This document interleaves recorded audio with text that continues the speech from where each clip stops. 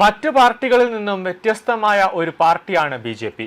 കാരണം ഒരു സംസ്ഥാനം ഫോക്കസ് ചെയ്താൽ ആ സംസ്ഥാനം വലിയ ഭൂരിപക്ഷത്തോടെ അവർ അടുത്ത 5 വർഷം കഴിയുമ്പോഴത്തേക്ക് പിടിച്ചെടുത്തിരിക്കും.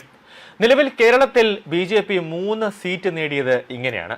ചിട്ടയായ സംഘടനാ പ്രവർത്തനമാണ് ഇതിന്റെ പിന്നിൽ. നിലവിൽ നിയമസഭാ തെരഞ്ഞെടുപ്പുകളിൽ നേമം, ചാത്തന്നൂർ, കഴക്കൂട്ടം ജില്ലകളിൽ ഉജ്ജ്വല വിജയം നേടിയ ബി അടുത്ത ലക്ഷ്യം 2031 തെരഞ്ഞെടുപ്പിൽ ഭരണം പിടിക്കുക എന്നതാണ്. ഇത്തവണ 20 സീറ്റുകളിൽ ബി NDA സഖ്യത്തിന്റെ വോട്ട് വിഹിതം 25%, 10 സീറ്റുകളിൽ 30% കടന്നിട്ടുണ്ട്.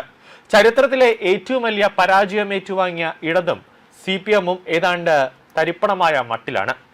അടുത്ത തെരഞ്ഞെടുപ്പിൽ മത്സരം UDF-ഉം BJP-യും തമ്മിലായിരിക്കുമെന്നാണ് വിലയിരുത്തപ്പെടുന്നത്. ഇന്ത്യയിലാകെ കോൺഗ്രസ് മുക്ത ഭാരതം എന്ന മുദ്രാവാക്യം BJP ഉയർത്തുമ്പോൾ കേരളത്തിൽ CPM-നെയും ഇടതുപക്ഷത്തെയും നിലം പരിശാക്കുന്നതായിരുന്നു ആ ഒരു തന്ത്രമാണ് BJP ഇപ്പോൾ വായിക്കുന്നത്. മലബാറിലെ 32 അസംബ്ലി മണ്ഡലങ്ങളിൽ മഹാഭൂരിപക്ഷവും 1957 മുതൽ നടന്ന തെരഞ്ഞെടുപ്പുകളിൽ മാർക്സിസ്റ്റ് പാർട്ടിയാണ് നേടിയിരുന്നത്. പാർട്ടി ഗ്രാമങ്ങളിലെ ജനജീവിതം പാർട്ടി നിയന്ത്രിച്ചു. പാർട്ടിയെ ധിക്കരിക്കുന്നവനാരാണോ അവനെ പാർട്ടി കുലം കുത്തിയെന്ന് മുദ്ര കുത്തപ്പെട്ടു. ഊരുവിലക്കിന് ഇരയായിരുന്ന MV രാഘവൻ സ്വന്തം വീട്ടിൽ കയറാൻ കഴിയാതെ കണ്ണൂർ കണ്ടോൺമെന്റ് പ്രദേശത്താണ് താമസിച്ചിരുന്നത്. പാർട്ടി ചിഹ്നത്തിൽ വോട്ട് ചെയ്യുക എന്നത് അവരുടെ ദൗത്യമായി അവർ കരുതി. പാർട്ടി മര്യാദ ലംഘിച്ചവരെ പാർട്ടി മര്യാദ പഠിപ്പിച്ച് നേരെയാക്കിയിരുന്നു. ഈ വിശ്വാസമാണ് നിയമസഭാ തെരഞ്ഞെടുപ്പോടെ തകർന്നത്. പാർട്ടി വിമതരെ വോട്ട് ചെയ്ത് ജയിപ്പിച്ചുകൊണ്ടും പാർട്ടി ശത്രുക്കൾക്ക് വിജയം നൽകിക്കൊണ്ടും പാർട്ടിക്കാർ വിജയം ആഘോഷിച്ചു. ഇങ്ങനെയൊക്കെ തന്നെയാണ് ബംഗാളിലും ത്രിപുരയിലും പാർട്ടി തകർന്ന് തരിപ്പണമായത്.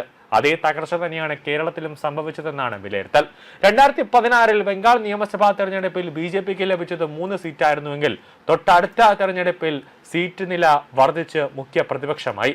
ഈ തെരഞ്ഞെടുപ്പിലാകട്ടെ മൃഗീയ ഭൂരിപക്ഷത്തിൽ ബംഗാൾ ഭരണം BJP പിടിച്ചെടുത്തത്.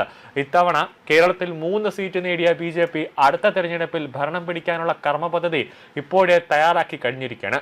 നേരത്തെ അമിത്ഷാ കേരളത്തിലെത്തി പ്രഖ്യാപിച്ചത് കേരള ഭരണം പിടിക്കുന്നതിന് മുന്നോടിയായി തലസ്ഥാനത്തെ കോർപ്പറേഷൻ ഭരണം പിടിക്കാനായിരുന്നു. കഴിഞ്ഞ തദ്ദേശ തെരഞ്ഞെടുപ്പിൽ തിരുവനന്തപുരം കോർപ്പറേഷൻ BJP പിടിച്ചു. അതിന് പിന്നാലെയാണ് തിരുവനന്തപുരത്തെ 2 സീറ്റുകളും തൊട്ടടുത്ത കൊല്ലം ജില്ലയിലെ ചാത്തന്നൂർ സീറ്റും BJP പിടിച്ചെടുത്തത്.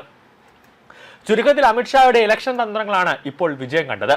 ഇത്തവണത്തെ തെരഞ്ഞെടുപ്പിൽ 20,000 വോട്ടിന് മുകളിൽ ലഭിച്ച 65 മണ്ഡലങ്ങളുണ്ട്. 25,000 വോട്ടിന് മുകളിലെത്തിയ 24 മണ്ഡലങ്ങൾ. ഈ മണ്ഡലങ്ങളിൽ ശ്രദ്ധ കേന്ദ്രീകരിച്ച് പ്രവർത്തിക്കാനാണ് കേന്ദ്ര നേതൃത്വത്തിന്റെ നിർദ്ദേശം. പരാജയപ്പെട്ട സ്ഥാനാർത്ഥികൾ ആ മണ്ഡലങ്ങളിൽ തന്നെ ശ്രദ്ധ കേന്ദ്രീകരിച്ച് അടുത്ത 5 വർഷവും പ്രവർത്തിക്കാനും BJP നേതൃത്വം നിർദ്ദേശം നൽകിയിട്ടുണ്ട്. കഴക്കൂട്ടത്ത് V മുരളീധരനും ചാത്തന്നൂരിൽ ഗോപകുമാറും കഴിഞ്ഞ 2 തെരഞ്ഞെടുപ്പുകളിൽ പരാജയപ്പെട്ടെങ്കിലും ആ മണ്ഡലം കേന്ദ്രീകരിച്ച് പ്രവർത്തിച്ചതിന്റെ ഫലമാണ് വിജയം നേടാൻ കഴിഞ്ഞതെന്നാണ് വിലയിരുത്തപ്പെടുന്നത്.